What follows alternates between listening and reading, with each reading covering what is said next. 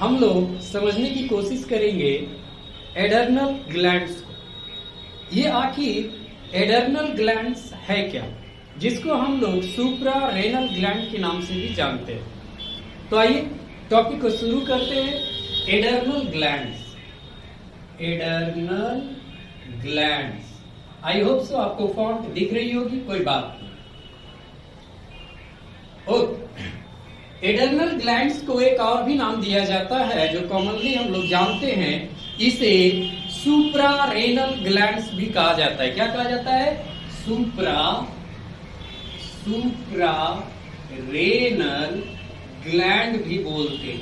ठीक है, अगर आपसे कोई पूछ दे कि ये सुप्रा रेनल ग्लैंड क्या है तो कंफ्यूज नहीं होना है। सुप्रा रेनल ग्लैंड वास्तविक में हम किसको बोल रहे हैं? हम एडर्नल ग्लैंड्स को ही बोल रहे हैं। One pair of adrenal glands, है ना, कितनी जोड़ी होती है? तो एक जोड़ी होती है, यानी कि वन पेयर, यानी कि दो एडर्नल ग्लैंड है जी आपके बॉडी में। वन पेयर एडर्नल ग्लैंड्स जो हैं आपके बॉडी में प्रेजेंट होंगे। बाबू आप आदमी ही हो ना जी, मेरे जैसा। तो अगर आप भी आदमी हो, मैं भी आदमी हूं, तो जाहिर सी बात है भाई, एक पेयर एडर्नल ग्लैंड्स होंगे। ये जो एडर्नल ग्लैंड्स है ये किडनी के ऊपर में मौजूद होते हैं। याद आया? जब आप किडनी का स्ट्रक्चर बना रहे थे तो इस तरीके से आपने स्ट्रक्चर को जब फॉर्म किया था तो इधर वाले किडनी में थोड़ा सा इस तरीके से एक लूप बनाया था। ठीक है, यही लूप एक्चुअली में, है ना, एक यहाँ पर और एक यहाँ पर, ये दो पेयर है, एक यहाँ और एक यहाँ, तो एक जोड़ी हो गई ना जी। तो यही किडनी के, है ना, ऊपर में मौजूद रहता है। तो हम लोग क्या लिख सकते हैं? It is present in the interior part of each kidney. तो लिख दो भैया कि it is present in interior part of each kidney. प्रत्येक किडनी के ऊपर में ये मौजूद है। यहां तक मेरे को नहीं लग रहा है किसी को डाउट है, है ना? अगर डाउट है तो दो बार और पीछे जाके, है ना, इसको सुन लीजिए, कोई दिक्कत नहीं हमको। उसके बाद आपको समझना है कि ये दोनों ही किडनी के ऊपर होने के कारण, है ना, इसको क्या कहा गया था जी? सुप्रा रेनल ग्लैंड बोला गया था। देखो ये दोनों किडनी के ऊपर में है ना भाई, ये भी किडनी, ये भी किडनी, इस किडनी के ऊपर, इस किडनी के ऊपर, तो इसीलिए इसको क्या कहा गया था जी? सुप्रा रेनल ग्लैंड बोला गया था। So it called supra renal glands. जी हाँ, इसीलिए इसको सुप्रा रेनल ग्लैंड्स बोला गया। अगर कोई पूछ दे कि बताइए जी एडर्नल ग्लैंड्स को सुप्रा रेनल ग्लैंड्स क्यों बोलते हैं, तो आपका डायरेक्ट एक जवाब होना चाहिए, भैया ये दोनों किडनी के पोस्टेरियर पार्ट पे मौजूद होता है, इसलिए इसको सुप्रा रेनल ग्लैंड्स के नाम से हम जानते हैं। गुड। अब आइए थोड़ा सा और नीचे, तो ये समझिए जो एडर्नल ग्लैंड्स होते हैं वो दो तरह के टिश्यू के बने होते हैं। कितने तरह के टिश्यू होते हैं जी एडर्नल ग्लैंड्स में? तो लिख लीजिए, it contain two types of, है ना, टिश्यू। इसमें दो तरीके की उत्तकें होती है ना।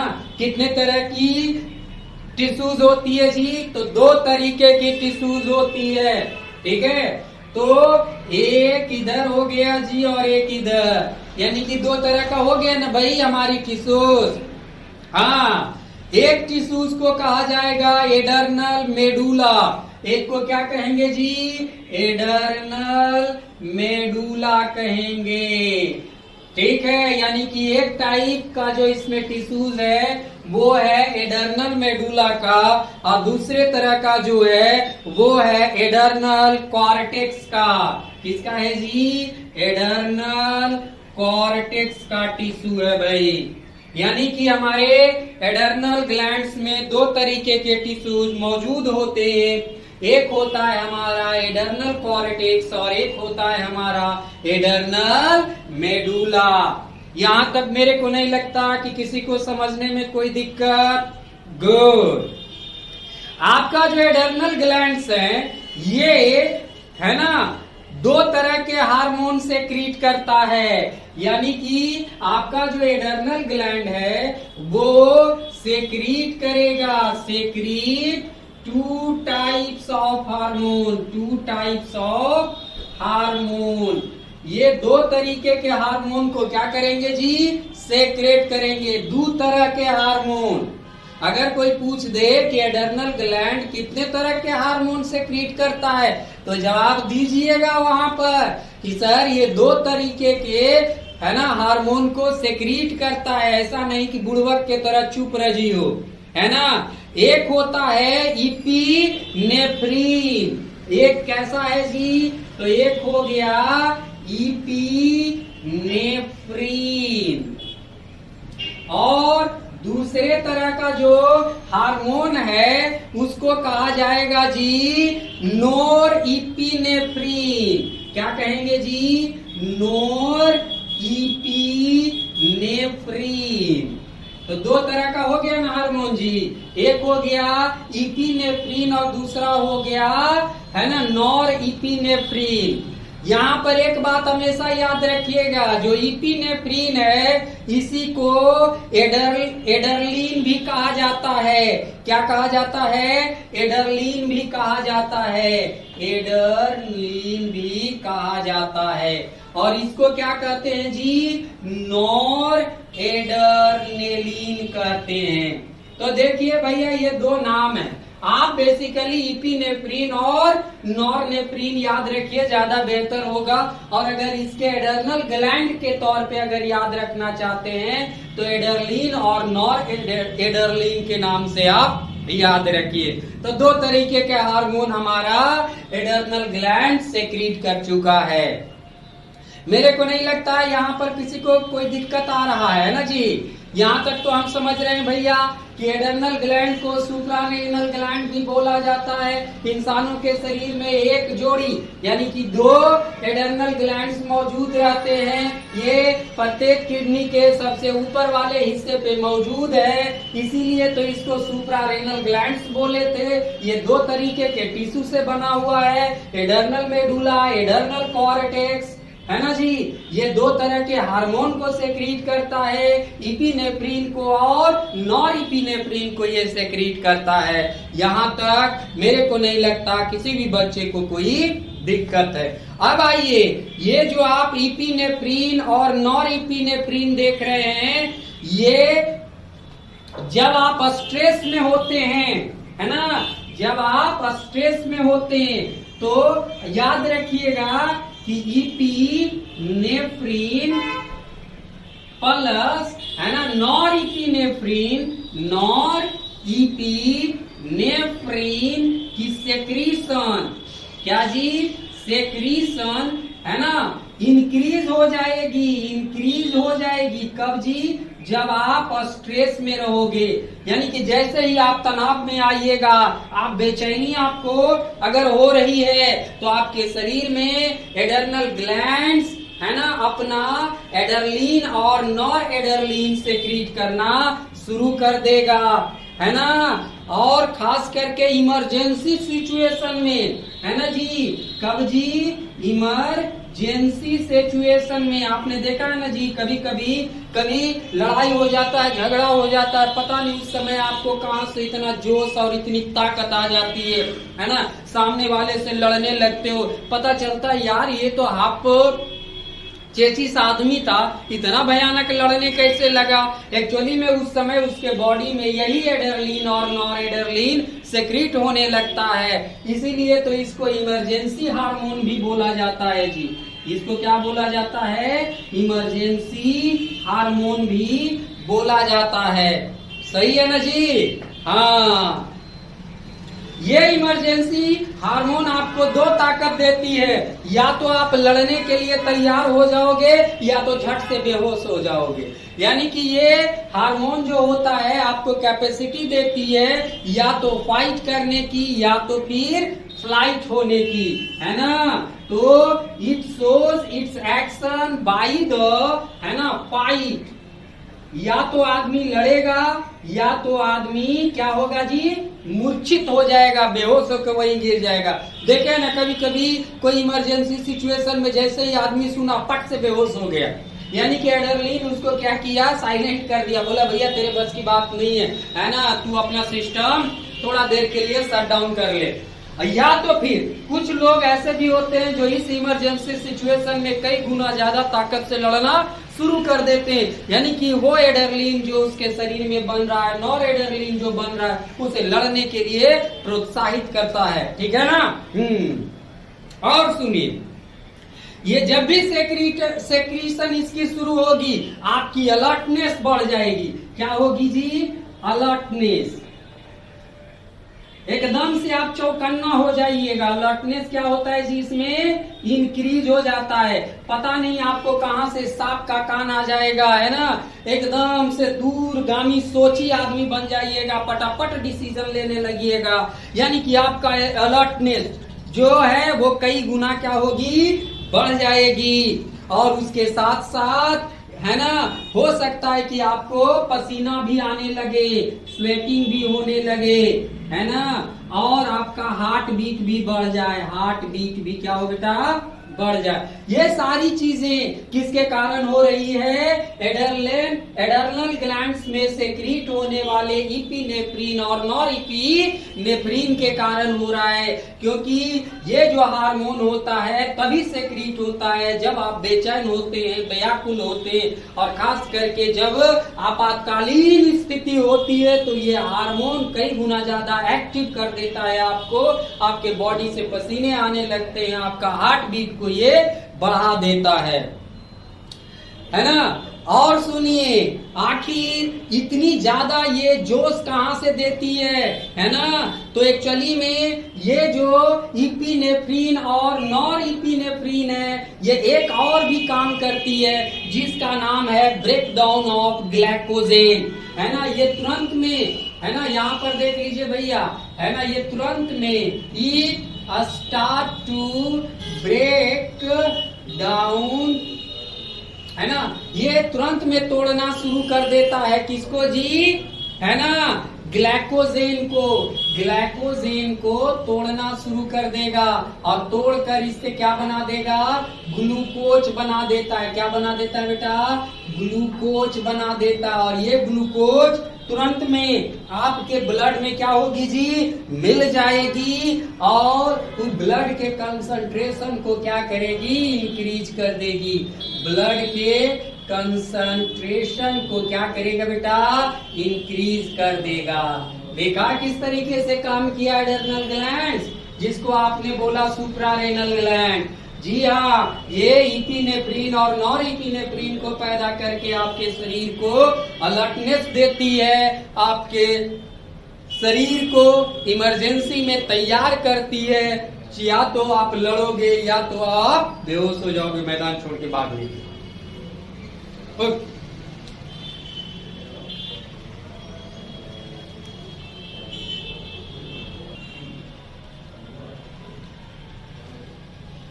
इस स्लाइड में हम लोग जिस हार्मोन ग्लैंड पे बात करेंगे वो होगी पैनक्रियास, है ना। ये पैनक्रियास ग्लैंड क्या होती है भाई, पैनक्रियास ग्लैंड के बारे में अब हम लोग क्या करेंगे, स्टडी करेंगे। चलिए ठीक है, आप लोग इसके बारे में आई होप सो 9-10 में भी पढ़े होंगे, कुछ न कुछ पढ़ के आए होंगे। कहता है कि pancreas is a composite gland, है ना। ये पैनक्रियास क्या है जी, एक कंपोजिट ग्लैंड है ना, मिला जुला ग्लैंड। कैसा ग्लैंड है, composite gland, composite gland. Actually में इसको कंपोजिट इसलिए कहा गया क्योंकि ये इंडोक्राइन और एक्सोक्राइन ग्लैंड दोनों जैसा बिहेव करेगा, यानी कि ये इंडोक्राइन और एक्सोक्राइन दोनों ग्लैंड की तरह क्या करता है जी, बिहेव करता है।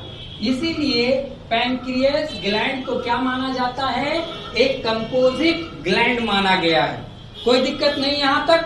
हाँ, अगर ये कंपोजिट ग्लैंड है तो इसको हेट्रोक्राइन ग्लैंड भी हम लोग बोल सकते हैं कि भैया एक ऐसा ग्लैंड जिसमें दोनों है ना एक्सो और इंडो का गुण हो, तो हेट्रोक्राइन ग्लैंड भी कहा जा सकता है ना भाई। तो लीजिए इसको हेट्रोक्राइन ग्लैंड भी आप बोल सकते हो। तो बोल दो भैया, आपसे पूछ सकता है पैनक्रियास कैसी ग्लैंड है, तो हेट्रोक्राइन ग्लैंड के अंतर्गत आती है, क्योंकि इसका कुछ हिस्सा जो है इंडोक्राइन ग्लैंड के तौर पे काम करता है और कुछ हिस्सा जो है एक्सोक्राइन ग्लैंड के तौर पे काम करता है। गुड है भाई। ये जो इंडोक्राइन पैनक्रियास जो है ये इसलेट ऑफ लैंगरहैंस है ना सेल को कंटेन करती है, यानी कि जो इंडोक्राइन ग्लैंड है ये कैसे सेल को कंटेन करती है, तो ये कंटेन करती है इसलेट सेल ऑफ लैंगरहैंस। ये लैंगरहैंस सेल को क्या करती है जी, कंटेन करती है। गुड। और जानते हो एक पैनक्रियाज में इस तरीके का कितना सेल होता है, इसलिए है ना ऑफ लैंगरहैंस की, तो लमसम 1 से लेकर 2 मिलियन तक, कितना भी 1 से लेकर 2 मिलियन है ना इसलेट लैंगरहैंस हो सकते हैं एक इंडोक्राइन ग्लैंड में। तो ये डेटा हमेशा याद रखिएगा कि 1 से 2 मिलियन इसलेट है ना ऑफ लैंगरहैंस सेल मौजूद रह सकता है एक इंडोक्राइन ग्लैंड के अंदर। और सुनिए, ये जो इसलेट लैंगरहैंस सेल है ना, यही ना जी, इसलेट ऑफ लैंगरहैंस सेल, ये 2 तरीके का होता है। एक होता है अल्फा सेल और एक होता है जी बीटा सेल। ठीक है, यानी कि इसलेट ऑफ लैंगरहैंस कितने तरीके के सेल को कंटेन करता है, तो 2 तरीके के सेल इसमें मेनली होंगे। एक होगा अल्फा सेल और दूसरा होगा जी आपका बीटा सेल।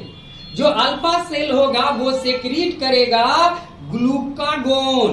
क्या सेल करेगा, ये सेक्रीट करेगा, तो ये सेक्रीट करता है ग्लूकागोन। ठीक है, ये हार्मोन है जी। तो अल्फा सेल जो है वो सेक्रीट करता है ग्लूकागोन हार्मोन को। कोई दिक्कत नहीं है भैया, लिख दिए, अच्छी बात है। और जो बी सेल है ये सेक्रीट करेगा इंसुलिन को। किस हार्मोन को सेक्रीट करेगा जी, इंसुलिन हार्मोन को सेक्रीट करेगा। तो यहाँ पर लिख दीजिए, जो बीटा सेल होंगे इसलेट ऑफ लैंगरहैंस के, ये सेक्रीट करेंगे जी, सेक्रीट है ना इंसुलिन हार्मोन, है ना। कितना अच्छी बात है भैया कि पैनक्रियास ग्लैंड जो होता है वो कंपोजिट ग्लैंड के तौर पे गिना जाता है। ये इसका कुछ हिस्सा इंडोक्राइन ग्लैंड जैसा होता है, कुछ हिस्सा इसका एक्सोक्राइन ग्लैंड जैसा होता है, इसीलिए इसका नाम पड़ गया था हेट्रो है ना क्राइन ग्लैंड। ये किस तरीके के सेल को कंटेन किया था जी, तो इसलेट ऑफ लैंगरहैंस सेल को कंटेन किया, जिसकी संख्या 1 से 2 मिलियन के आसपास हो सकती है भैया। ये जो 1 से 2 मिलियन जो सेल होंगे इसमें कुछ अल्फा होंगे, कुछ बीटा होंगे। जो अल्फा होगा वो ग्लूकागोन हार्मोन को सेक्रीट करेगा और जो बीटा सेल होगा वो इंसुलिन हार्मोन को क्या करेगा, सेक्रीट कर देगा।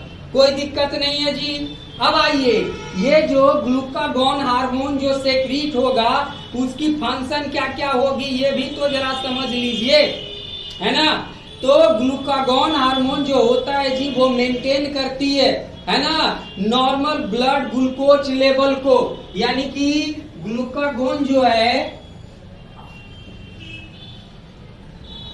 हार्मोन जो है, इसका काम है to maintain the glucose level of blood. ये ब्लड में ग्लूकोज के लेवल को यानी कि मात्रा को क्या करेगी जी, मेंटेन करके रखेगी। कोई दिक्कत नहीं यहां तक, गुड। अब सोचिए कि ग्लूकागॉन जो सेल होती है वो वास्तविक में लीवर सेल पे एक्ट करती है। ये जो हार्मोन है किस पे एक्ट करेगा, तो लिख लीजिए दिस हार्मोन, है ना, वर्क ऑन, है ना, लीवर सेल। ये लीवर सेल पे जाके काम करती है ये हार्मोन। अब लीवर सेल पे जैसे ही ये काम करने लगेगा, है ना, ग्लाइकोजेनोलाइसिस, है ना जी, इससे क्रिएट हो जाएगा ग्लाइकोजेनोलाइसिस, हो जाएगा ग्लाइकोजेनोलाइसिस शुरू हो जाएगा। ये ग्लाइकोजेनोलाइसिस एक्चुअली में क्या है जी, तो ये एक ऐसा प्रोसेस है जिसके जरिए ग्लूकोज का फॉर्मेशन होता है। क्या होता है जी, इससे ग्लूकोज का फॉर्मेशन होता है, प्रोडक्शन होता है। और अगर ग्लूकोज का फॉर्मेशन बढ़ा देगा लीवर सेल बनाने का, तो क्या होगा, ब्लड में ग्लूकोज की मात्रा बढ़ जाएगी जी। तो ब्लड में ग्लूकोज की क्या होगी जी, मात्रा बढ़ जाएगी और आपको एक बीमारी लग जाएगा, एक बीमारी लगता है ना, जिसको आप और हम क्या कहेंगे भाई, तो इसको बोला जाएगा हाइपरग्लाइसेमिया। क्या बोला जाएगा जी, कि भैया उस व्यक्ति को हाइपरग्लाइसेमिया हो गया है, यानी कि डायबिटीज हो गया है। उस व्यक्ति के शरीर में जो ब्लड है उसमें ग्लूकोज की मात्रा, है ना, लीवर सेल के फंक्शन के कारण बढ़ गई। एक्चुअली में लीवर सेल का फंक्शन ग्लूकोज को क्यों बढ़ा दिया, क्योंकि उस पे ग्लूकागॉन हार्मोन एक्ट किया, उसको बेचारा को विवश कर दिया कि तुम ग्लाइकोजेनोलाइसिस करो। और जब वो ग्लाइकोजेनोलाइसिस किया तो ग्लूकोज का प्रोडक्शन एक एक्स्ट्रा कर दिया, वो ग्लूकोज ब्लड में चली गई, ब्लड में ग्लूकोज की मात्रा बढ़ गई और वो व्यक्ति को हाइपरग्लाइसेमिया हो गया, है ना जी, हाई डायबिटीज में ये चले गए। ठीक है, शुगर लेवल इनकी बढ़ गई भैया। और सुनिए, ये जो ग्लूकागॉन हार्मोन है, ये है ना, ग्लूकोज का यूटिलाइजेशन भी बंद कर देता है। इतना ही नहीं करता, ये सिर्फ ग्लूकोज को बढ़ाया ही नहीं, आपके शरीर में जो यूटिलाइजेशन हो रहा है, जो नॉर्मल यूटिलाइजेशन हो रहा है, नॉर्मल यूटिलाइजेशन ऑफ ग्लूकोज, जो ग्लूकोज का जो नॉर्मल यूटिलाइजेशन था उसको भी क्या करेगा ये जी, स्टॉप कर देगा। ले सारवा के, एक तो तू लीवर सेल के साथ मिलके उसका प्रोडक्शन बढ़ा दिया, और दूसरा जो है ना ब्लड से एक्स्ट्रा ग्लूकोज को इस्तेमाल कर रहा था उसको तू रोक दिया।